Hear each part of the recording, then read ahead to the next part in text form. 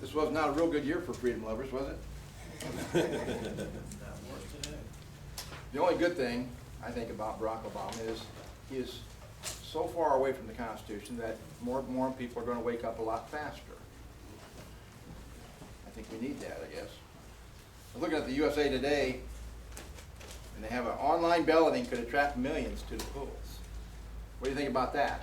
Online balloting. Voting by your computer. Would you think that's a good idea? No. No. You're a smart bunch.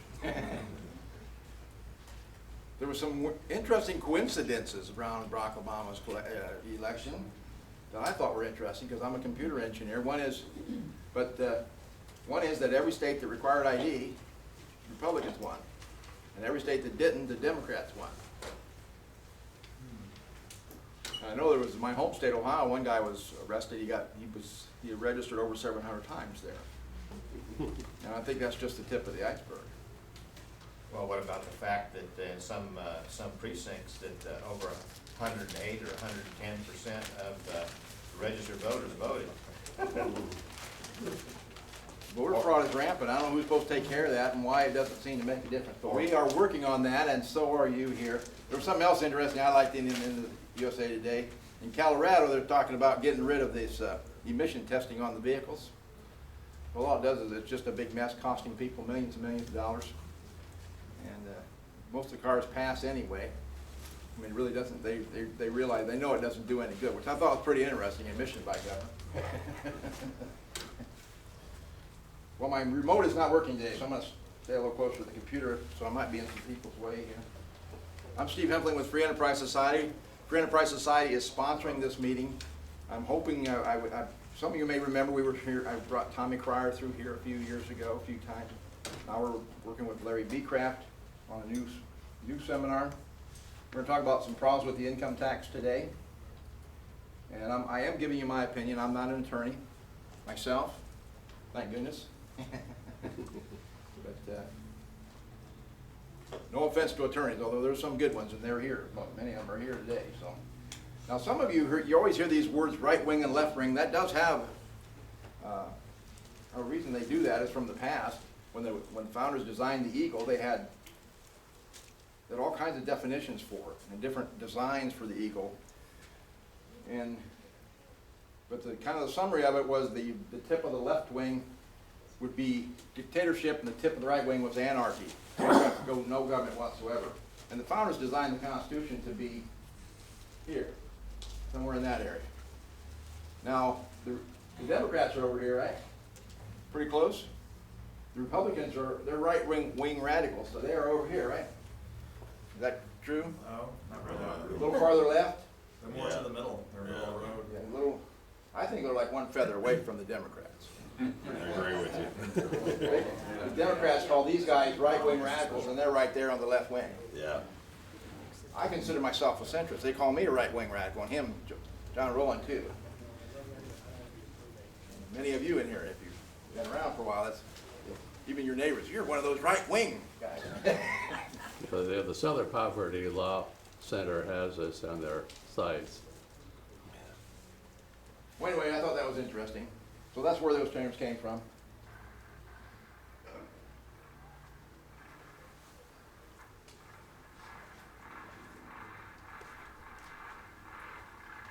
Well, I don't know how to turn that up. I don't have a speaker here.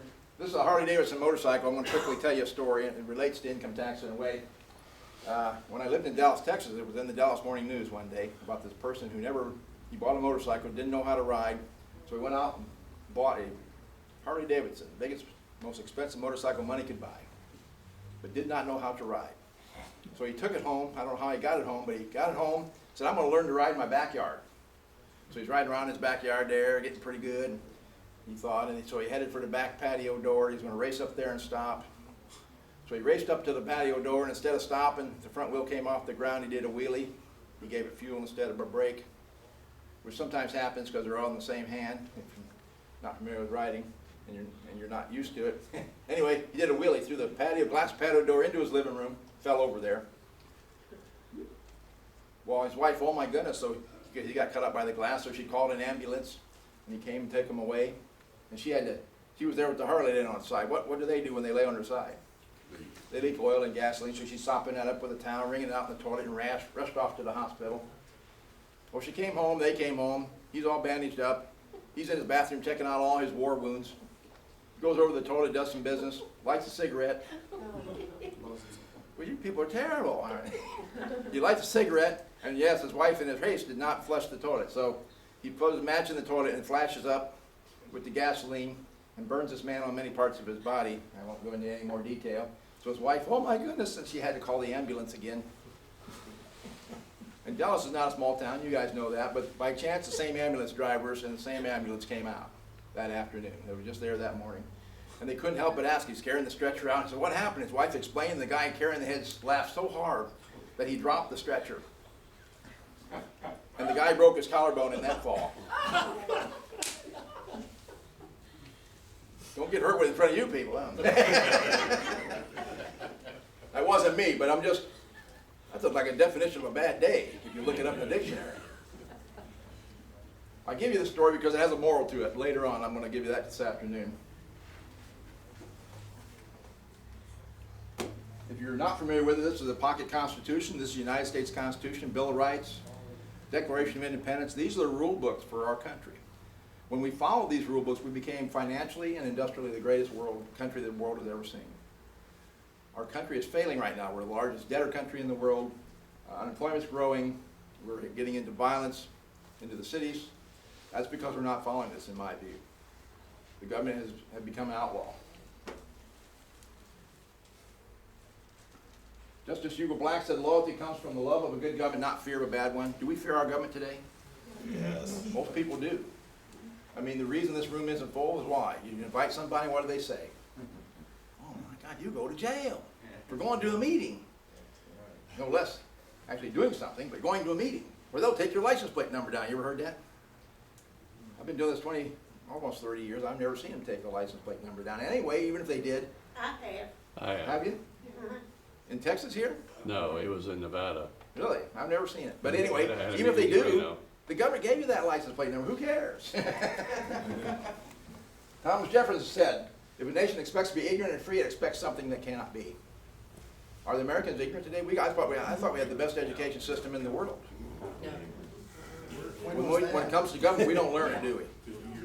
President Clinton once said that he taught the Constitution in the universities in this country somewhere. I remember that because right after that he quoted from the Gettysburg Address to show how much he knew about the Constitution. He only taught one case, Roe v. Wade.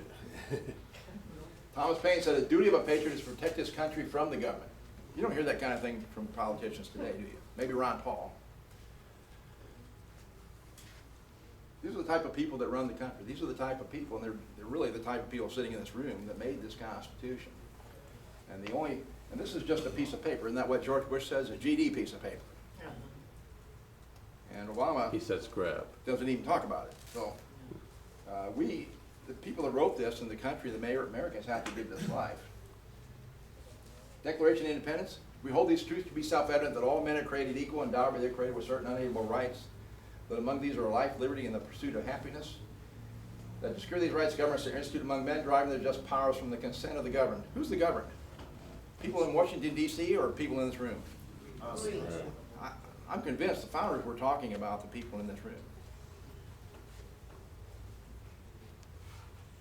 U.S. Constitution, Article 6. This Constitution and the laws of the United States which shall be made in pursuance thereof, and all treaties made or which shall be made under the authority of the United States shall be the supreme law of the land. Now what's supreme? It's top or bottom? Top. Now the founders had a higher power. That was their spiritual beliefs. But in our government, this was to be our supreme law. So what does that mean? We continue on, and the judges in every state shall be bound thereby. And anything in the constitutional laws of any state to the contrary, notwithstanding. Or notwithstanding. So let's say, take Texas. This would never happen, of course, but if Texas were to pass a law contrary to the Constitution, what would happen to it? It says right here, it's not standing, it's notwithstanding, it should fail. The court should throw it out. Does that ever happen? Does Texas ever pass an unconstitutional law? Probably on a daily basis, like every other state. Not as badly as California, but still they probably do it. But according to the Constitution, that should fail. Does that do these unconstitutional statutes get thrown out? Sometimes. Sometimes, not very often though. We continuing on in that same article of Article 6, the senators and representatives before mentioned and the members of the several state legislatures and all executive and judicial officers, both of the United States and the several states, shall be bound by oath or affirmation to support this Constitution. Now, I sometimes wonder when I talk to these guys, what Constitution they're talking about. What country are they from? Because, I don't know, in Sacramento, I'm convinced they have never read this thing. We had a senator there, Don Rogers, was a good guy, and he said maybe out of 120 elected officials, 6 have read the document. That's pretty sad. It probably is similar to many other states. But the Constitution now, I think, is coming back. It's becoming more popular. And people are reading it again. The legislatures, at the state level anyway, are starting to buck the federal power somewhat, because they keep pressing more things on the states from the federal government. And so I think these are good things. Richard Mack will be talking about a little bit about county power and the sheriff's power later on today too. Now the Constitution is very important. We have a case here, Shelby versus Northrop versus Shelby County, and we have a quote from that. No, an unconstitutional act is not law. It confers no rights. It affords no duties. Or affords no protection. It creates no office. It is legal contemplation as inoperative as though it's never been passed. That's pretty powerful. There's a lot of things out there right now today that should not be there. Would you agree with that? As we get people educated, we can probably get some of this undone. Let's talk about income tax real quick. Is everyone required to file? Joe did a good job of talking about that, because there's, the code has some legitimacy, but it doesn't deal with most Americans. But now if you get the 1040 instruction booklet, you'll find this in here. It says, do you have to file? Now, I was pretty much taught that everyone's required to file just by living and breathing. You pretty much know that in this country as soon as you're out of diapers, right? Your family tells you that, the schools tell you that, your coworkers tell you that. But no one's ever seen the law, I don't believe. But anyway, if everyone's automatically required to file, why do they have this in there? So let's see what it says. Use chart A, B, and C to see if you must file a return. And then it has a tip. Even if you do not otherwise have to file a return, you should file one to get a refund. That's a good tip. But it does say if you're not otherwise required. So that does establish that not everyone's required. Would that be a fair statement? Yes. Maybe only one person's not required in their view, but they had to put this in there for a reason. Let's go to the Fifth Amendment. Now the first 10 amendments in the Constitution, which are in this little booklet too, are called the Bill of Rights, for those who don't know. And this was so important that many states would not ratify the Constitution until the Bill of Rights was in place. Now the Fifth Amendment in part says this: no person shall be compelled in any criminal case to be a witness against himself.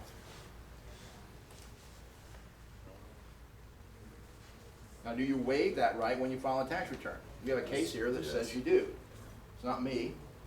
Sullivan versus United States, 1926. There can be no question that one who files a return under oath is a witness within the meaning of the amendment. We're talking about income tax returns and the Fifth Amendment. So you're a witness within the meaning of the amendment. You're waiving your Fifth Amendment right when you file a tax return. Now it also says return under oath. Don't you have to be administered an oath? Well, as far as the courts are concerned, you sign under penalties of perjury. That's considered an oath. They're going to take that as if you put your hand on the Bible and took a sworn oath to God and testified. That's on a tax return. It's on a lot of other government forms.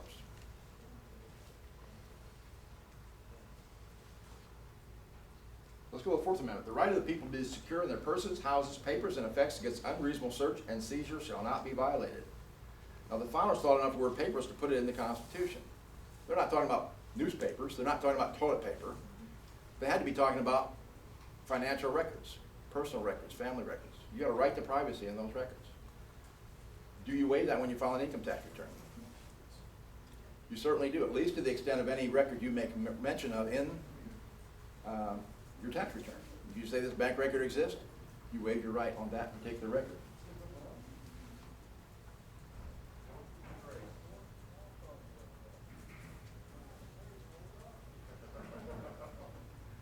Now, when you waive a right, this is a definition here. When you're waiving a right, I'm going to go to the middle. In order to waive a right, he must do it knowingly and be possessed of the facts. Did the IRS tell you what you're waiving when you sign a tax return? They really don't, do they? Now, if you don't know you're waiving something, is it a valid waiver? No. According to this definition and the case behind it, it isn't.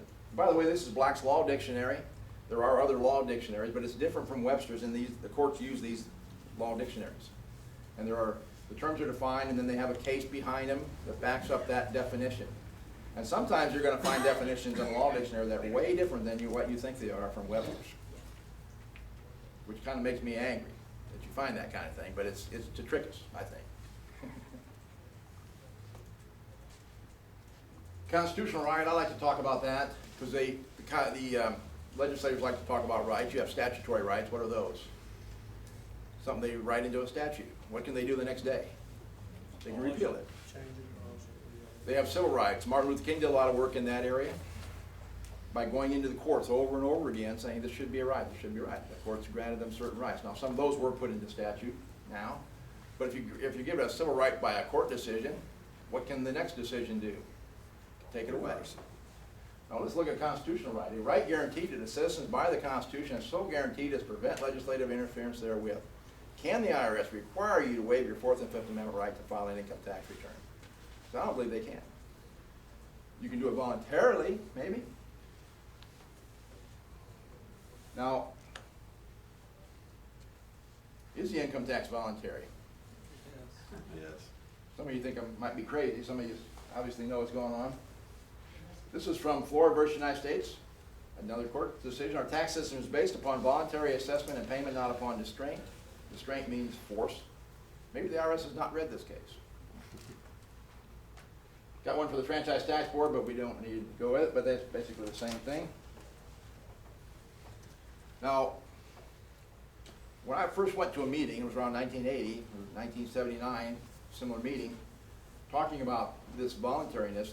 I thought the guy doing the speech was really off base. He said, well, Steve, you need to call the IRS up. And I don't recommend this to you, I'm just telling what happened to me. He said, you call the IRS up. And well, I did. The next day, I went, after that meeting, I called the IRS next morning. I said, is the income tax voluntary? And the agent, I thought he would set me straight, but the agent said something kind of interesting. He said, yes. Yes, sir, it is. And then I thought for a moment. I said, well, good, I don't want to volunteer anymore, I said. And then the agent said something even more interesting. The agent then said, but sir, you have to volunteer.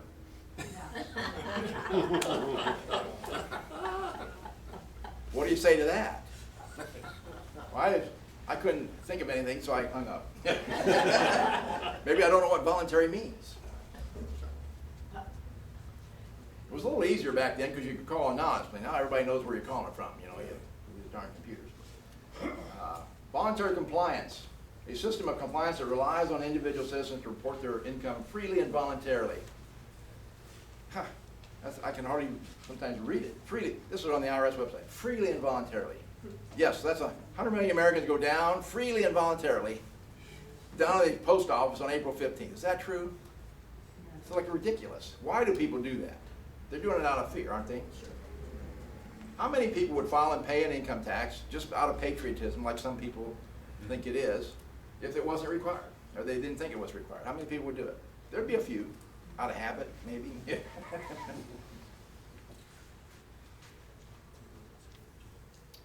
IRS Special Agents Handbook, we got a few in the back here. And this was a cover letter from Mortimer Kaplan, who was the commissioner at that time. He said, agents, our tax system is based upon individual self-assessment and voluntary compliance. The material contained in this handbook is confidential in character and must not under any circumstance be made available to persons outside the service. But voluntary assessment and our voluntary compliance, and they put a new thing on here, self-assessment. Anybody know what that is? I have a synonym, might help you. That self-assessment is very similar to self-mutilation. Does that make more sense? You did it to yourself. If you sign on a piece of paper you owe Steve Hempfling money, I can collect it in court. Aren't we doing that with the IRS?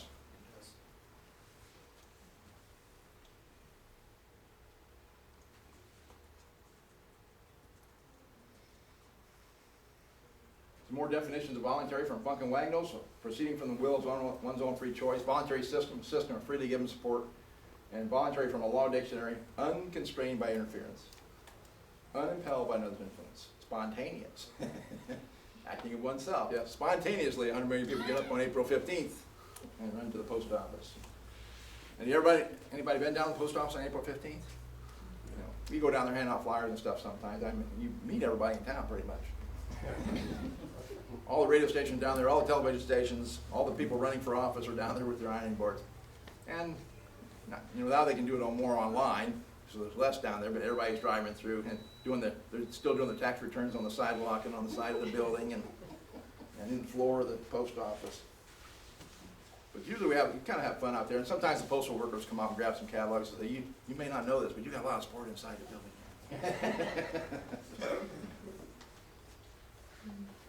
Now the IRS, gotta hurry along here, the IRS does give you some indication of their authority with this Disclosure Privacy Act and Paperwork Reduction Act notice. You'll find this in the 1040 instruction booklet somewhere. Used to be right on the inside of the cover, but now they've changed it. They hide it way in the back, you know, page 60 or 70. And probably if you ever did run across this page, you probably said, oh, that looked boring, and you went to the next page, you see. But this is very important. So we got, I marked 4 sections here for you. We'll blow it up a little so you can see it. But the Privacy Act requires them to tell you what their legal right to ask for the information, why they're asking for it, how it will be used. We must tell you our legal right to ask, or must tell you what can happen to you if you don't receive it, and whether your response is voluntary, required to obtain a benefit, or mandatory under the law. See, that's a new thing again. I'm required to obtain a benefit.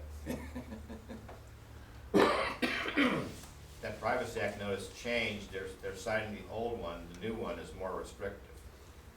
They changed a few years ago, and the one I looked at recently, they changed it kind of back to the one they had before, I thought. More restrictive on who?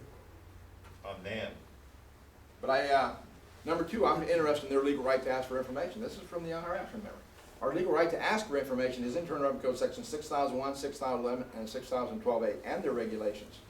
They say you must file a return or statement with us for any tax you're liable for. These are all important words in here. But your response is mandatory under these sections. Well, that sounds like you're required, doesn't it? Yeah. But does it say that? No. It says, they say. They, who's they? These 3 code sections. So maybe we should look at those before we make up our mind. Conveniently, I have them on the screen for you. These are from the Internal Revenue Code. 6001 is the first one the IRS sends us to. It says, every person liable for any tax imposed by this title. Let's stop right there and look at the first 3 words. If it starts off with every person liable, does this make you liable? No. Does it say you are liable? No. If you are liable, then you might want to read this section. But it can't make you liable when it starts off with that. It must be 6011. This is it, general rule. When required by, let's look at the first 2 words. Does this require you to do something when it starts off with when required? If you are required, you might want to read this section.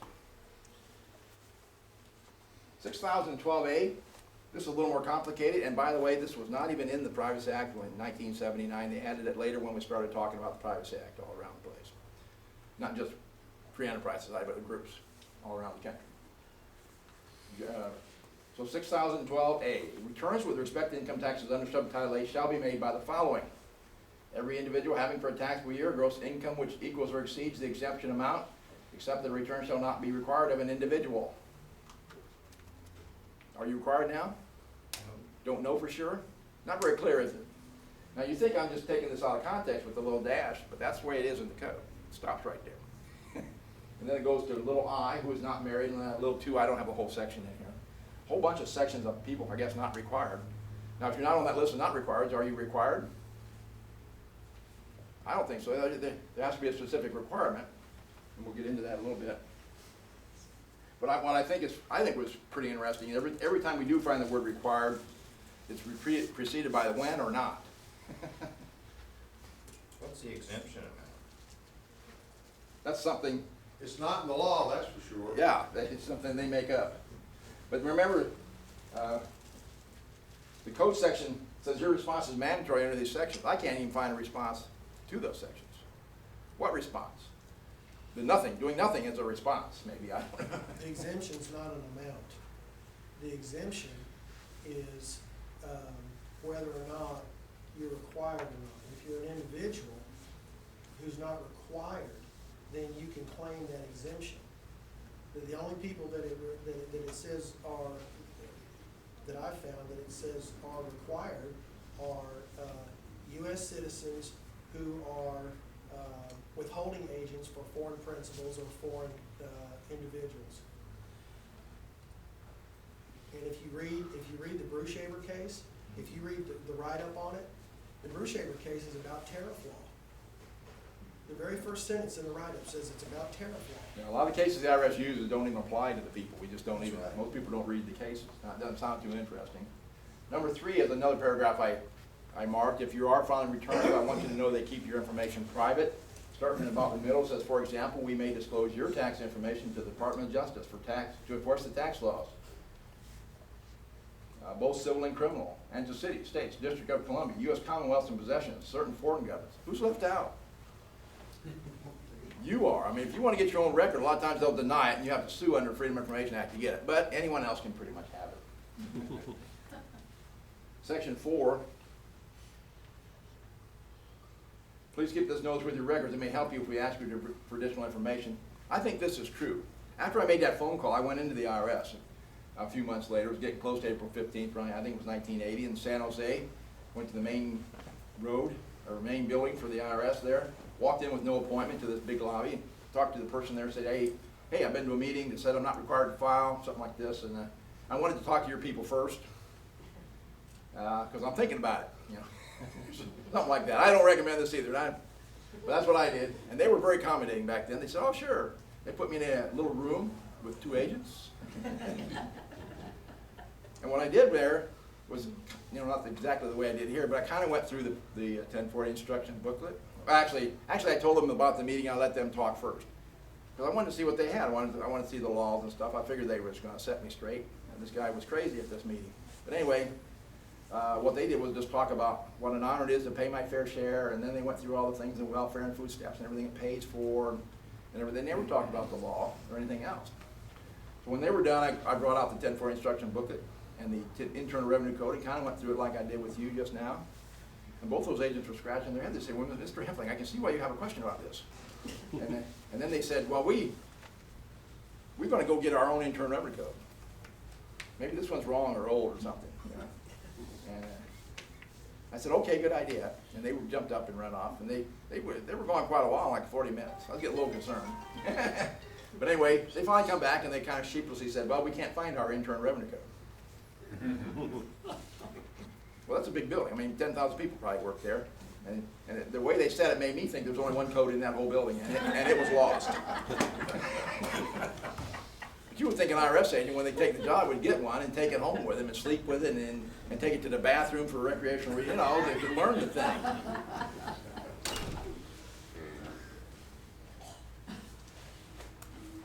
But the title always confused me too. Disclosure Privacy Act and Paperwork Reduction Act notice. But I think I finally figured it out. More people stopped on page 69 or whatever it is and read this Privacy Act, there'd be a lot more people stop filing returns and there'd be a big paperwork reduction.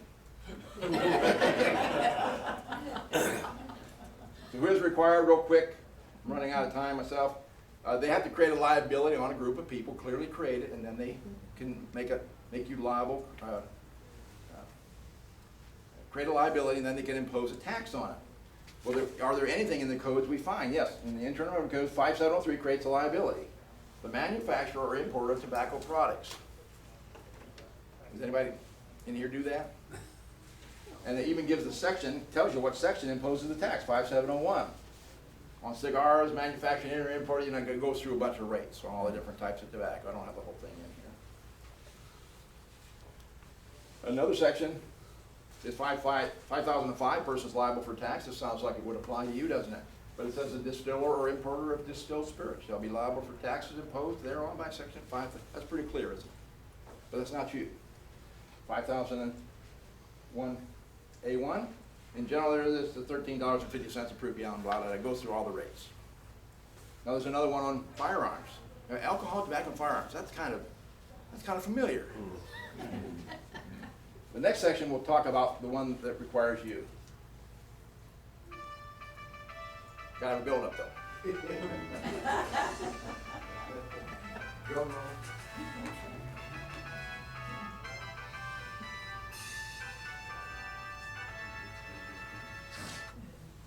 That's what we found. Now, maybe one exists. I can't say for sure. The IRS doesn't help me out on this. But I can't find one. We can search electronically and everything now. We did find Section 1. Some attorneys and tax accountants have tried to help the IRS out a little bit by pointing us to Section 1, tax imposed. But again, you have to create a liability that would include me, and I can't find that. There's no such section that we can find that points to Section 1. Section 1 by itself sounds like it may apply to you, but you have to be made liable before they can impose a tax. Senator Root, he was around when the first income tax was passed. This is what he said in regards to that. He says, I guess you will have to go to jail if that is a result of not understanding the income tax law. I shall meet you there. We shall have a merry, merry time, for all of our friends will be there. It will be an intellectual center, for no one understands the income tax law except persons who do not have sufficient intelligence to understand the questions that arise under it.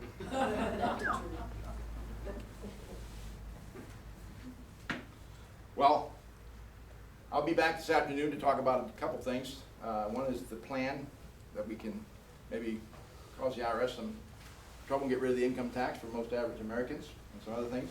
But I'm going to turn this over now to the next speaker. He's a Samford University of Alabama graduate.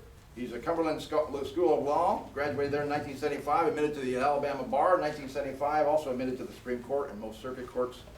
He handled the winning cases of attorney Tom McCryer, the FedEx pilot Bernie Kuglin, and several others. And he's just one of the best patrons I ever met. Help me welcome attorney Larry Becraft up here.